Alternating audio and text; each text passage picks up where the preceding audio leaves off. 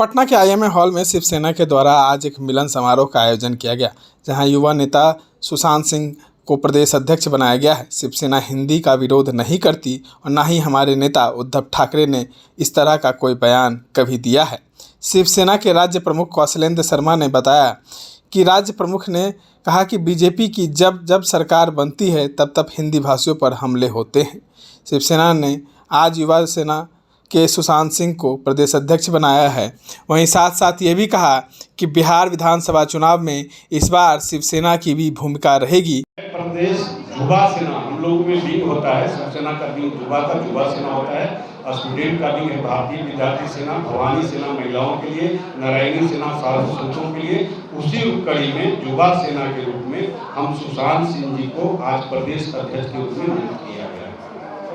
उद्धव ठाकरे और राज ठाकरे एक मंच पर आकर हिंदी का विरोध करते हैं, तो कैसे देखते हैं इसका?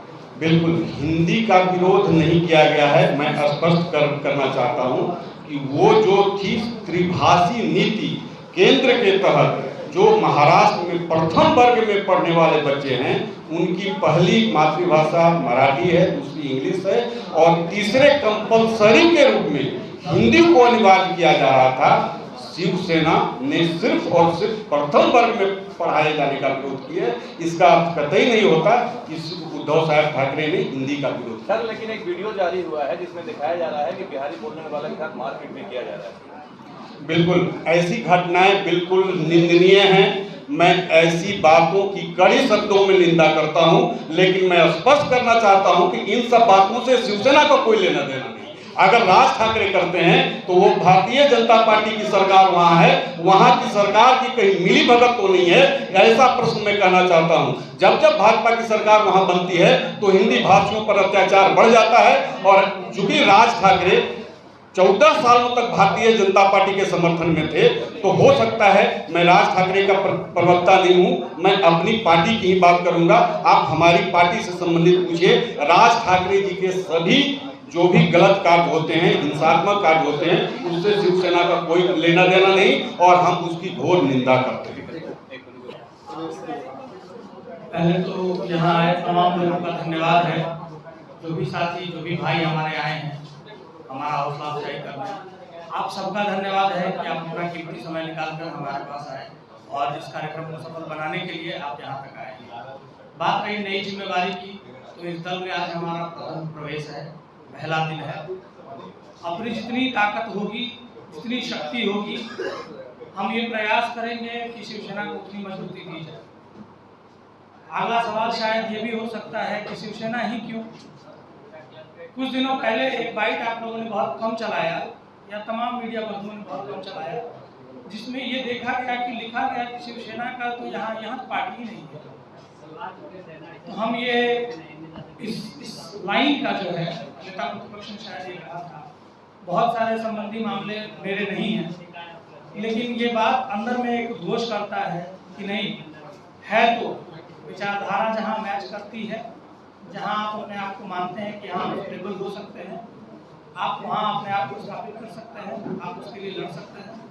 और हम आज प्रथम ज्वाइनिंग में ही ये बताना चाहते हैं कि अगले 1 से 1.5 महीने में 45 दिन का मदद दीजिए।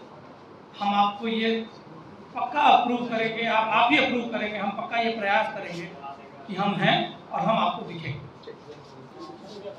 शिवसेना आगामी विधानसभा इंडिया गठबंधन की पार्ट है। अभी इंडिया गठबंधन के तहत हमारी दिशा निर्देश हमें पक्ष प्रमुख से मिलता है। पक्ष प्रमुख का जो आदेश होगा हम उन आदेशों का पालन करेंगे, किंतु आगामी विधानसभा चुनाव में शिवसेना बराबर, चाहे लोकसभा का चुनाव हो, विधानसभा का चुनाव हो, बिहार में लड़ी है और बिहार के मतदाताओं ने शिवसेना पर क्षेत्रीय दलों में जो शिवसेना की अपेक्षा होती है उन अपेक्षा पर खरी उतरी है, इसलिए हम चुनाव लड़े। बिहार की इकाई जो है वो महाराष्ट्र में बसे बिहारियों को हक मुकाम दिलाएगी शिवसेना? बिल्कुल, आपने अच्छा सवाल पूछा। जब काल था, जब यहाँ कोरोना पीरियड थी, कोरोना पीरियड में सबसे ज़्यादा अगर कोई प्रदूषित शहर था तो वो मुंबई था। उस समय हमारे पक्ष प्रमुख माननीय उद्धव साहब ठाकरे जी वहाँ की सरकार में थे और बिहार के हजारों ऐसे लोग थे।